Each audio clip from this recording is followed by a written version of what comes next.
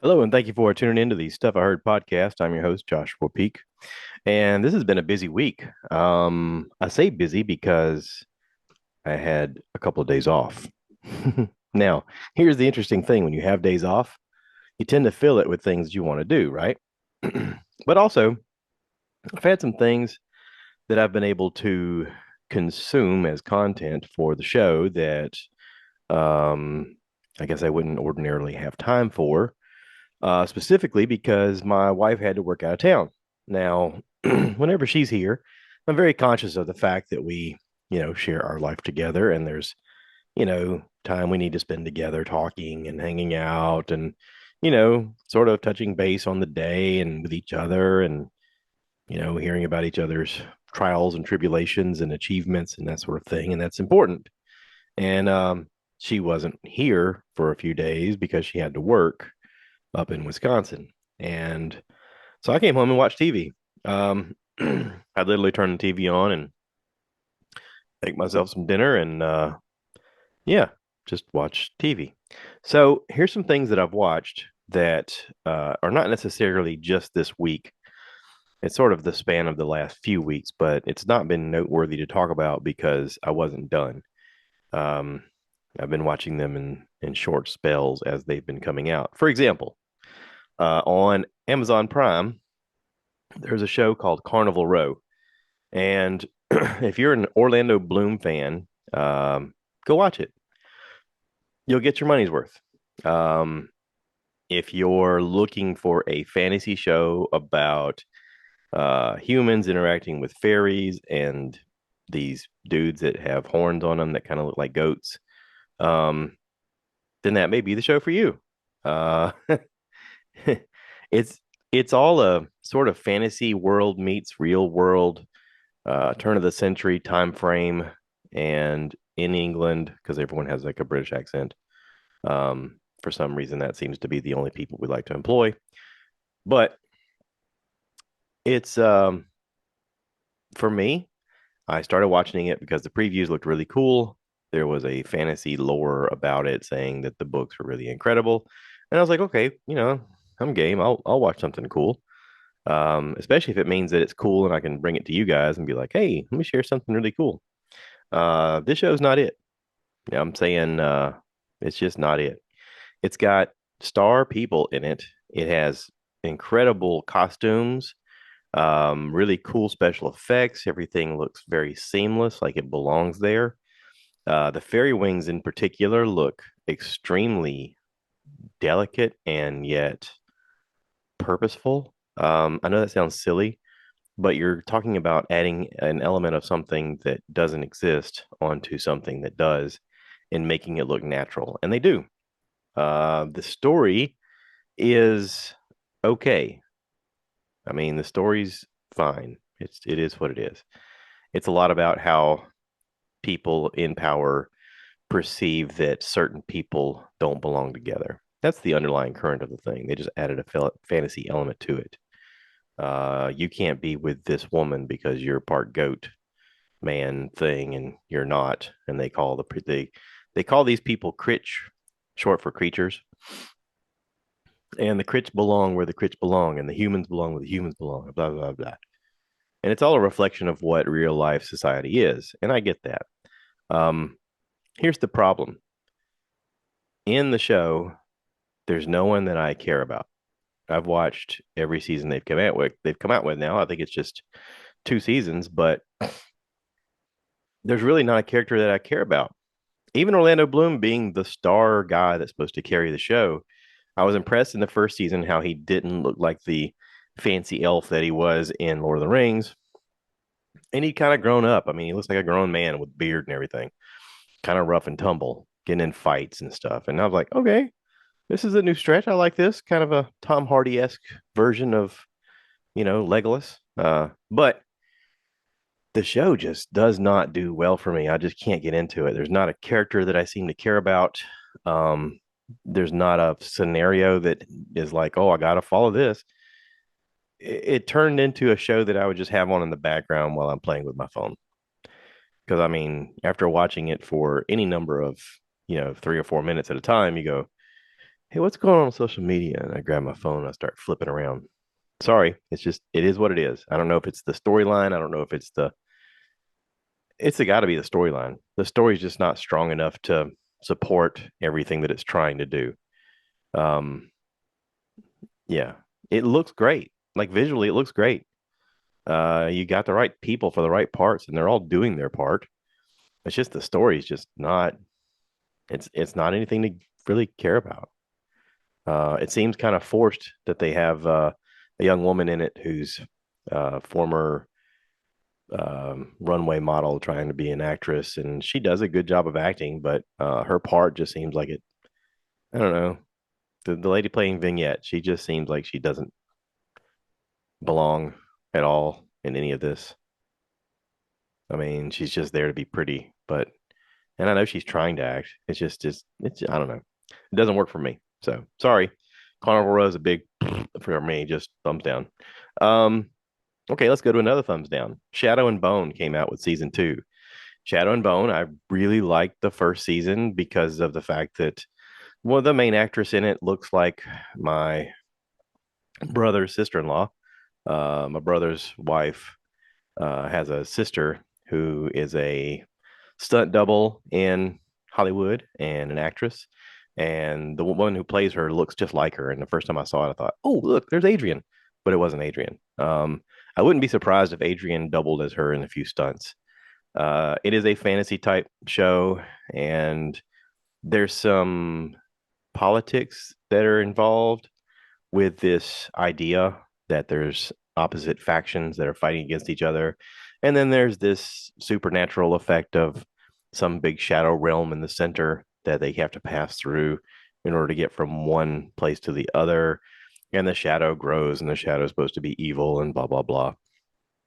And this woman, who's the heroine of the thing, she's supposed to be the light. Okay. And then there's a lot of other side stories to it.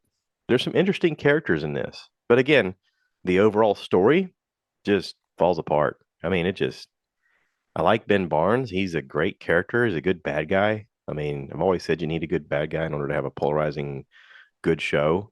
Um, and they did a good job of like making him a really good bad guy in the first season. In the second season, they sort of had him there as a dangerous figure, but also they wanted to humanize him a little bit and make him like a Marvel character of no, no, I chose this path because I did it for this reason and it was all out of love. Ah, yeah, no, sorry. Shadow and Bone is a big thumbs down for me too. Um, and then I kept hearing people talk about this show on HBO called White Lotus. Now, I was like, okay, White Lotus, people keep talking about it. I got to check it out. I watched the first season. Um, it's a lot of really unlikable characters going on vacation together. And I mean, other than Sydney Sweeney being on the screen, but playing a teenager, which is odd because she's in her 20s. Um, yeah, I was like, okay, whatever. I mean, Sydney, I first saw her on Euphoria. And again, she's playing a teenager and she's in her 20s. But she's a very interesting actress that kind of draws you in.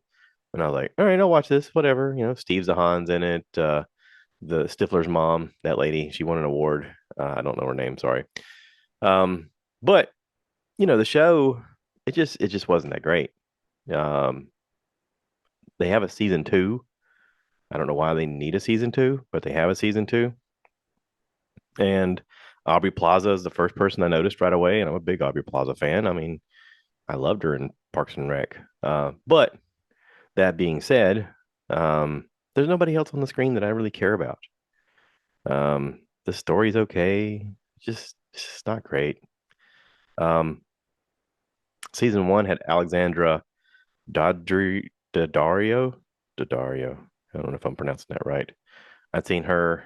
I mean, she was in, Percy Jackson, and then she, as an adult, was in the True Detective show, the first season, and she's extremely beautiful. But other than that, her character was just like the whole story of her was stupid.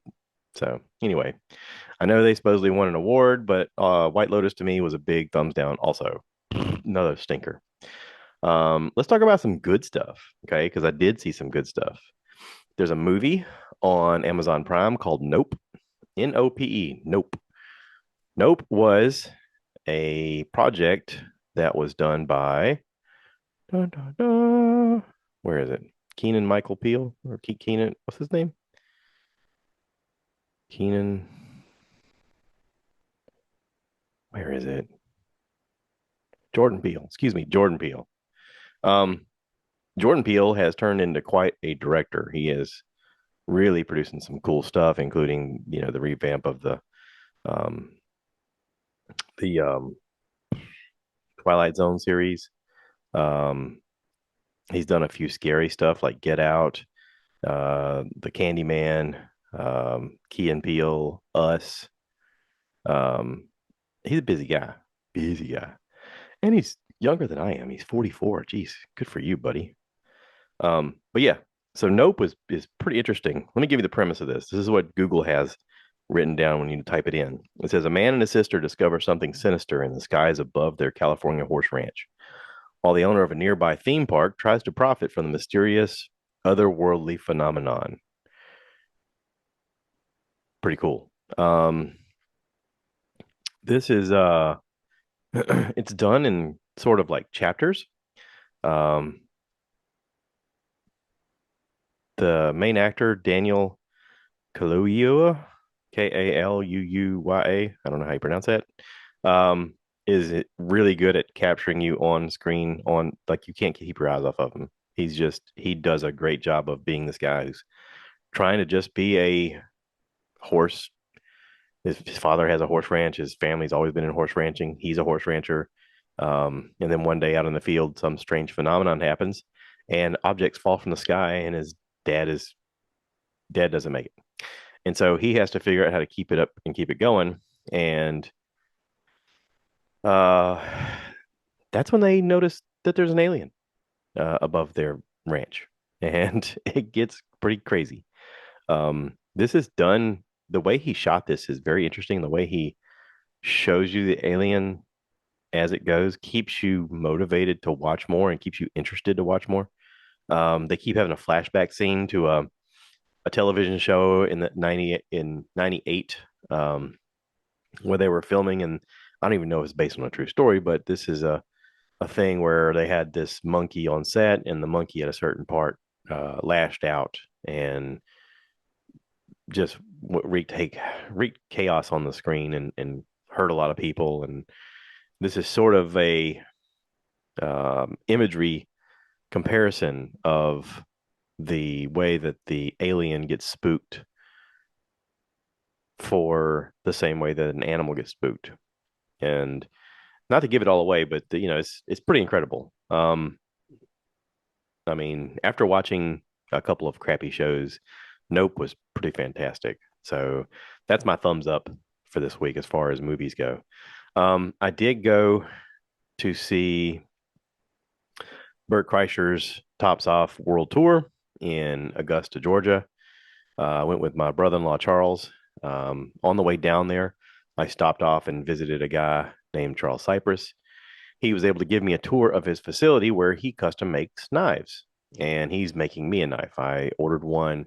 Um, he kind of wanted to show me some of the process, and I wanted to sit down with him and discuss, how he got started and how he, finds inspiration and, little details about how he does it. And it was pretty fascinating. I made a YouTube video. It's up. You can find it on my channel. It's pretty easy to find.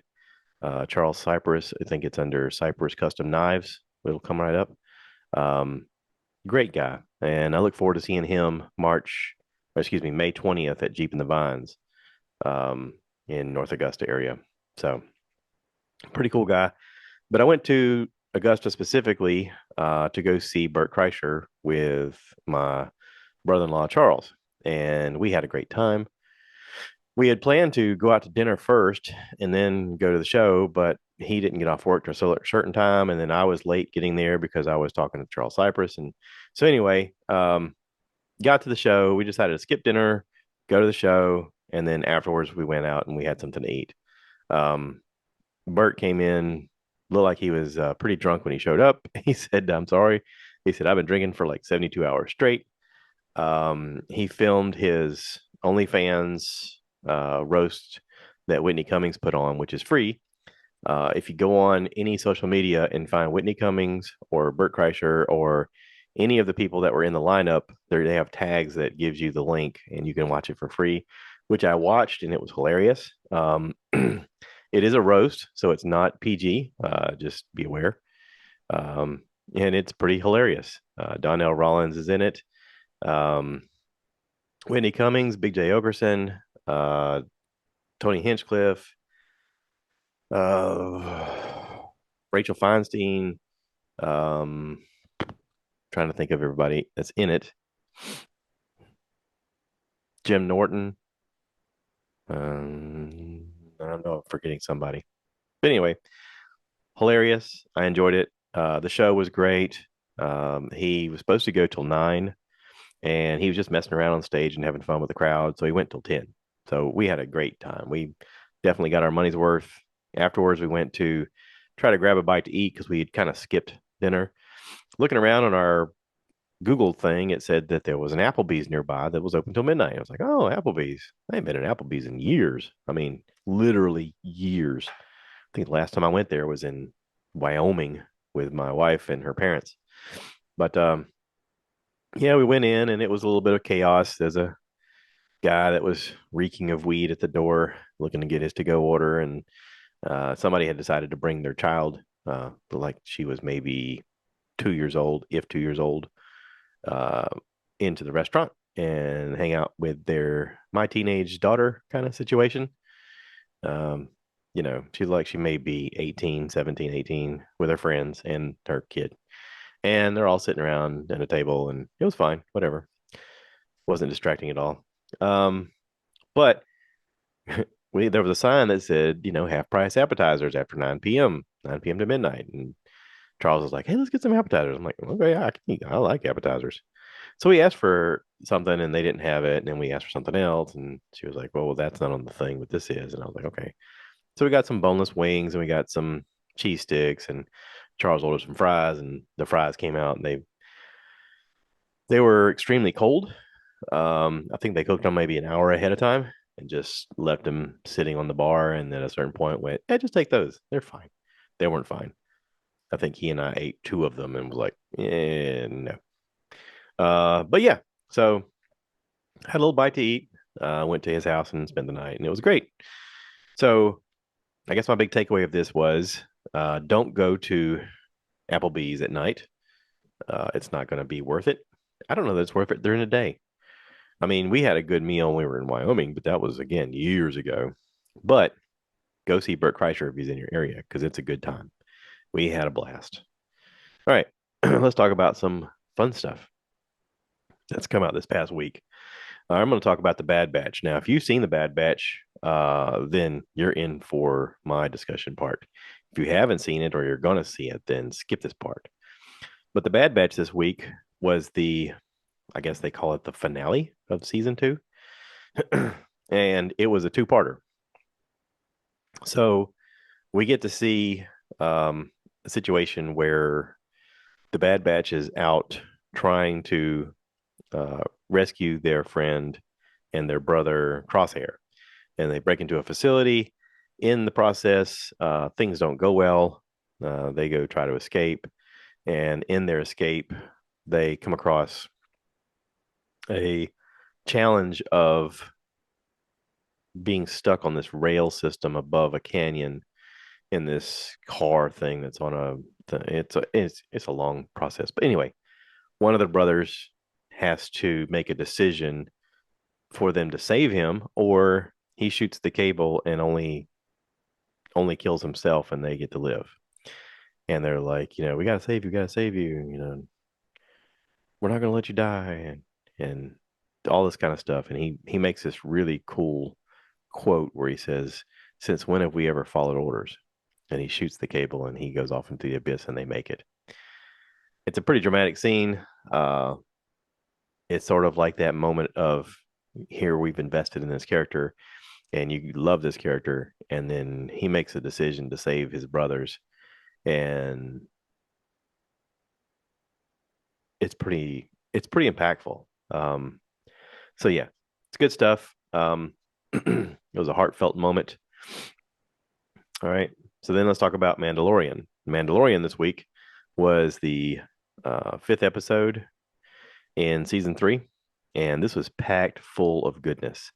This episode's called The Pirate, and in it, we get to see a battle where this pirate guy named Gorian Shard comes to Navarro, and he basically tells Grief Karga, who's the guy in charge of the area, he says, "Hey, you you attacked my guys and blah blah blah," and, which isn't really the truth. The guys were wreaking havoc and they pulled guns on them. And Grief Karga and Mandalorian Din Djarin, they defended themselves and they let one go.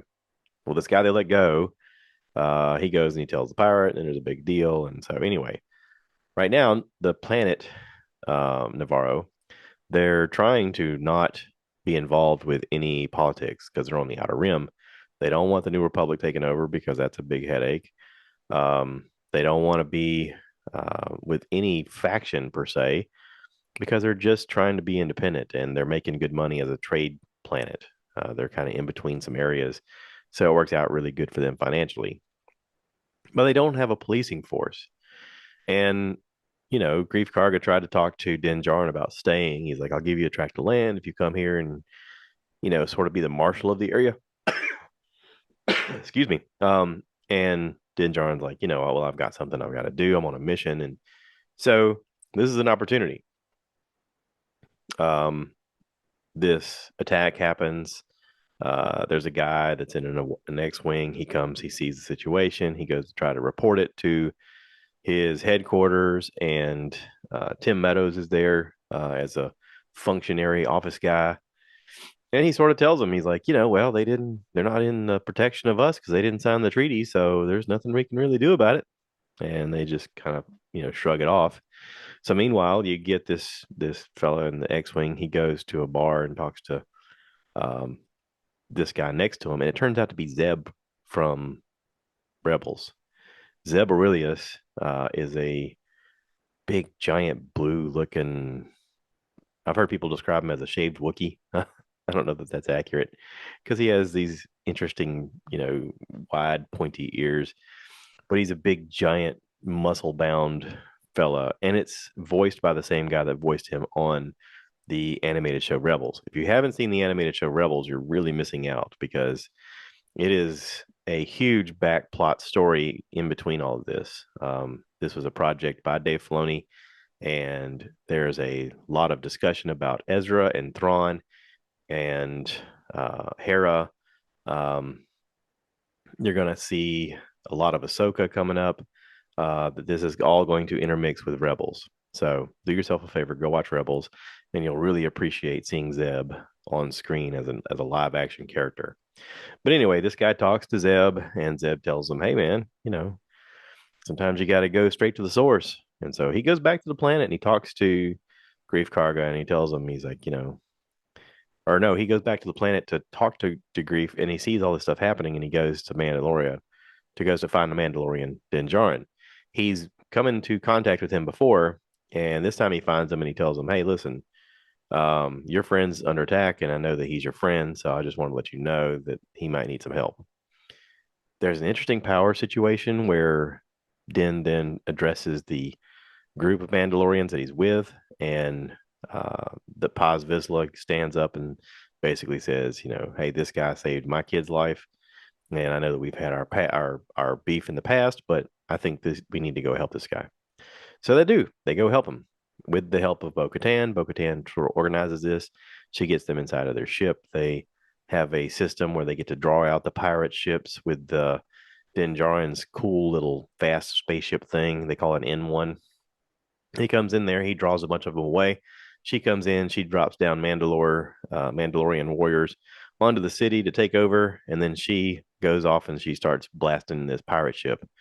And together they end up saving the day. Yay! It's pretty interesting, pretty fun. There's a lot of cool battle scenes. So um, I'm really enjoying this show. This is really fantastic for me because they're doing a whole lot of like jokes about, the quote he shot first situation. which is interesting because this goes back to the very first movie where Han Solo is sitting inside of the cantina and Luke comes in to with Obi-Wan to recruit their help to get on the Millennium Falcon to start their space movie journey. And Han's getting ready to leave and he gets approached by a bounty hunter. And there's a moment where in the bar where in the movie in the beginning, Han shoots the guy first, but they changed it. Like somewhere along the way, Lucas changed it. And then when they redid it, it looks like this guy goes to shoot him first, but Han was able to shoot him and where the other guy missed or something like that. I didn't know why they did that for a long time. I thought maybe they were just trying to like Disney it up as being, oh no, he's a good guy. He was a pirate. Han Solo was a pirate and a smuggler, but they did that for a different reason.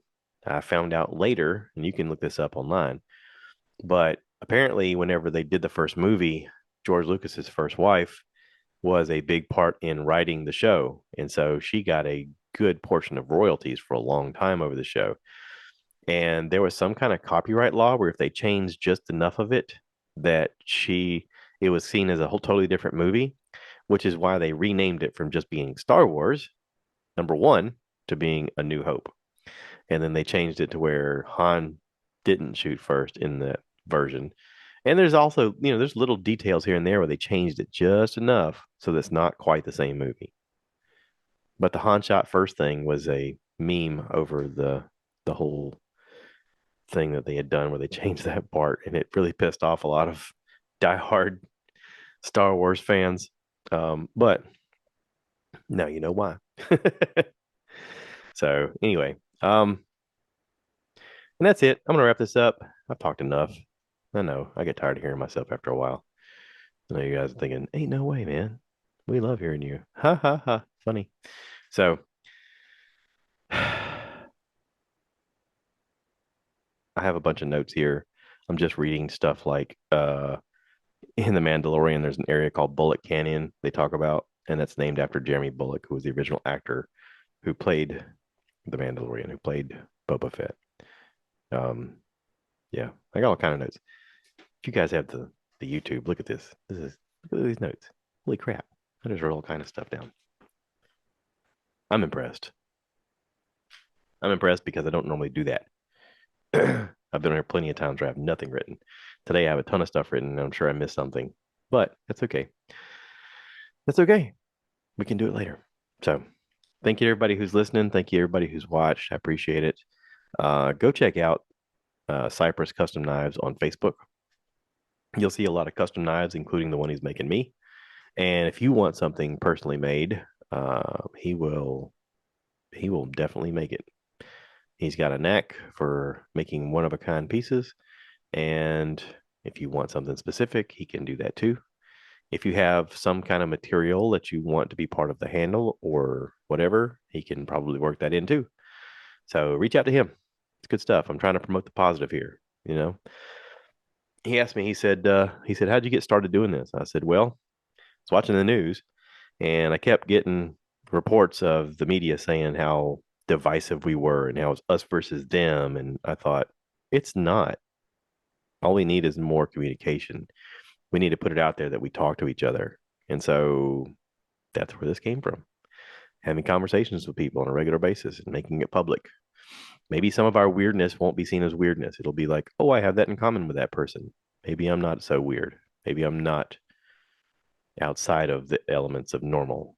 And what is normal? So, yeah, let's normalize the weird. I guess that's what I'm saying. All right.